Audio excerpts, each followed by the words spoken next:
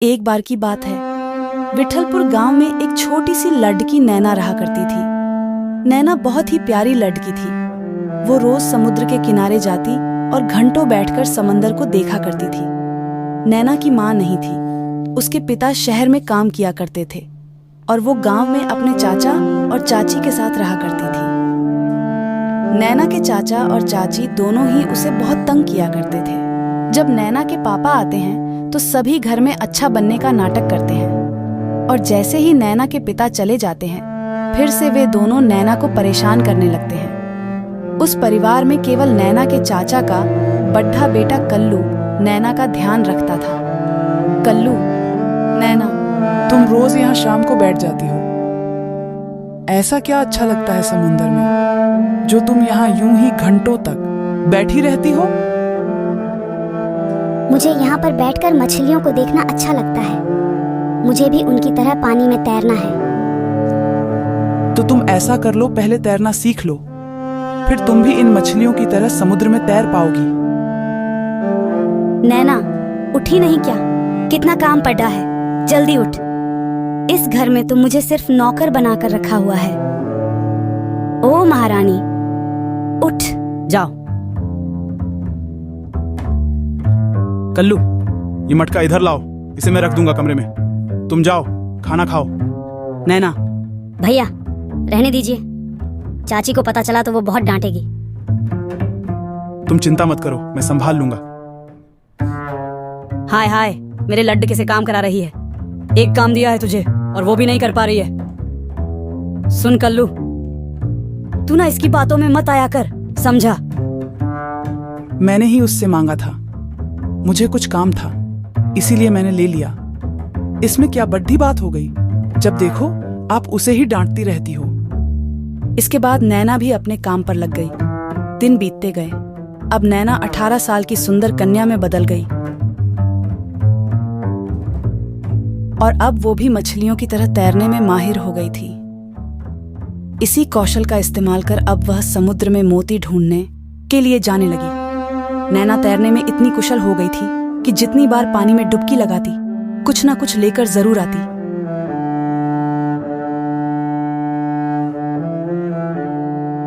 और बता मेरी जलपरी, आज क्या मिला तुझे?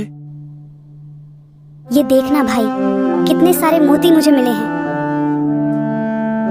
एक बात समझ नहीं आती, हम भी तो तेरी तरह तैरते हैं, लेकिन हमें तो कभी इतने सारे मोती नहीं मिलते।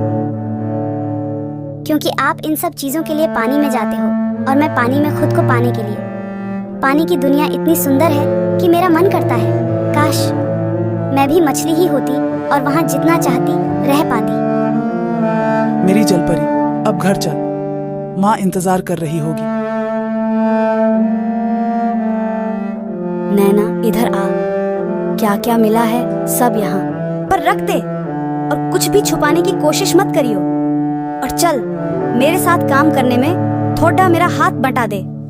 चाची, मेरा बेटा, चल तू हाथ मुंह धो ले, तेरे लिए खाना लगाती हूँ। वो भी मेरी तरह थक कर आई है ना, क्या हो जाएगा अगर वो भी खाना खा लेगी तो? मुझे तो खाना खिला रही हो और उससे काम करवा रही हो। वहां जो अंदर लेटी पड्ढी हुई है उससे भी कुछ करवा लिया करो। जब देखो तब सोती रहती है। मुझे तो समझ नहीं आता वो मेरी बहन है या नहीं। ऐसा नहीं बोलते, थक गई होगी इसीलिए सो गई होगी और तू इतना समझ ले वो तेरी बहन है। ऐसा है तो मैं भी खाना नहीं खा रहा हूँ, मैं जा रहा हूँ। कहाँ जा रहा है ये तो बता दे। जहाँ क्लेश करने वाला कोई ना हो। देखो तो आजकल के बच्चे कैसे मुंह चला रहे हैं। तेरी वजह से हुआ है ये सब मेरे बच्चे को। जब देखो भड्डका के रखती है। चल अब मुंह क्या देख रही है, काम कर। एक दिन जब वह समुद्र तट की ओर जा रही थी तभी उसे एक लड़की मिली। लड़की, दीदी, क्या आप मुझे तैरना सिखाओगी? मुझे भी आपकी तरह तैरना है। अरे वाह, क्यों नहीं, कल से 5 बजे शाम को आ जाना तट पर, ठीक है? अगले दिन। दीदी, मैं आ गई। आओ आओ, सबसे पहले हमें सांसों को अपने नियंत्रण में करना है। इसीलिए तुम रोज थोड़ा थोड़ा सांस रोकने का कार्य करोगी, और जब तक मैं ना कहूँ तब तक पानी में मत जाना। अकेले पानी में जाने में खतरा है। ठीक है दीदी। इसी तरह 5 बजे से नैना उसे सिखाती और 6 बजे घर चली जाती। एक दिन जब वह घर जा रही थी, उसने देखा कोई दर्द में चिल्ला रहा है। वह आवाज के पीछे गई। उसने वहां एक जलपरी देखी। जलपरी, क्या हुआ तुम्हें? डरो मत, मैं कुछ नहीं करूंगी। जलपरी, तुम कितनी अच्छी हो। मेरा नाम जिया है। तुम्हारा नाम क्या है? मेरा नाम नैना है। मुझे तुमसे मिलकर अच्छा लगा नैना, लेकिन अब मुझे जाना होगा। घर वाले मेरा इंतजार कर रहे होंगे। नैना, आती रहना। मैं रोज शाम को तुमसे यहाँ मिलने आऊंगी। जलपरी, ठीक है, कल मिलते हैं।